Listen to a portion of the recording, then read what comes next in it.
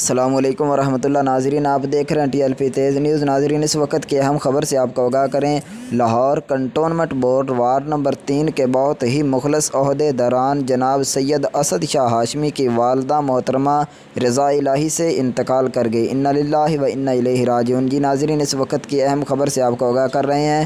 Lahore cantonment board ward number 3 کے بہت ہی مخلص عہدے داران جناب سید اسد شاہ ہاشمی کی والدہ محترمہ رضا الہی سے انتقال کر گئی ہے۔ انا للہ و انا الیہ راجعون۔ ان کی نماز جنازہ بعد نماز ظہر دربار حضرت میاں میر بالا پیر رحمت اللہ تعالی علیہ میں ادا کی جائے گی۔